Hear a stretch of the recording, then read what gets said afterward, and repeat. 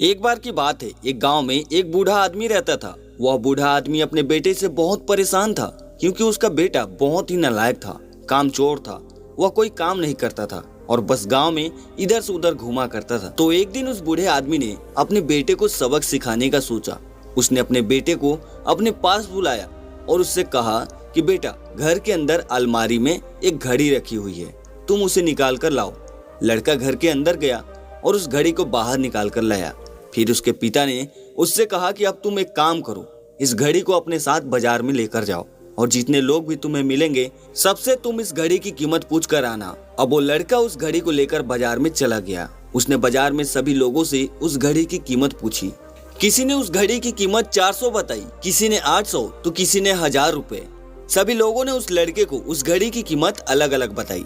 जैसे वो लड़का अपने पिता के पास वापस आया और उनसे कहा कि पिताजी, सभी लोगों ने इस घड़ी की कीमत अपने हिसाब से बताई।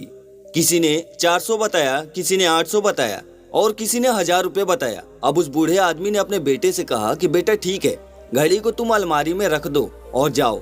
अब अगले दिन फिर से उस बूढ़े आदमी ने अपने बेटे को अपने पास बुलाया और उसे फिर से अलमारी से घड़ी लाने को कहा।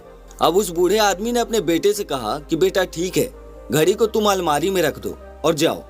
अब अगले दिन फिर से उस बूढ़े आदमी ने अपने बेटे को अपने पास बुलाया और उसे फिर से अलमारी से घड़ी लाने को कहा। लड़का फिर जाता है और अलमारी से घड़ी निकाल कर लाता है और अब उस बूढ़े आदमी ने अपने बेटे से कहा कि बेटा जाओ और आज तुम इस घड़ी के अंदर जो समय चल रहा है उसकी कीमत पूछ कर आओ। लड़के को समझ नहीं आ रहा था कि उसके पिताजी उससे क्या करवाना चाह रहे हैं। वह दुखी मन से फिर से उस घड़ी को लेकर बाजार में चला जाता है और सभी लोगों से उस घड़ी के अंदर जो समय चल रहा था उसकी कीमत पूछने लगता है। कई लोगों को लगता था कि इस लड़के की मानसिक स्थिति ठीक नहीं है, कल ये घड़ी की कीमत पूछने आया था और आज समय की। बहुत से लोगों ने उसे भगा दिया और कुछ लोग तो उस पर हंसने लगे। अब लड़का परेशान हो जाता है और सोचता है कि यह मेरे साथ क्या हो रहा है। तभी वह आखिरी बार एक बूढ़े आदमी की दुकान पर जाता है। वह बूढ़ा आदमी बहुत व्यस्त था। वह लड़के का सवाल सुनते ही समझ गया कि लड़का उससे क्या पूछना चाह रहा है। उस बूढ़े आदमी ने अपना कुछ समय निकालकर लड़के से कहा, बेटा, ये जो समय है ना, जिसकी तुम कीमत पूछ रहे हो, इसकी कोई कीमत ही नहीं है और ना ही कोई लगा सकता है। तुम करोड़ों रुपए देकर भी अपने जिंदगी का एक सेकंड वापस नहीं ला सकते हो। इसलिए इस टाइम का सही उपयोग करो। टाइम की एक अच्छी बात है और एक बुरी बात भी है। बुरी बात यह है कि टाइम गुजर जाता है और अच्छी बात यह है कि तुम उसे किन चीजों में गुजार रहे हो, ये तुम्हारे हाथ में होता है। सभी के पास दिन में 24 घंटे होते हैं, अमीर के पास भी और गरीब के पास भी।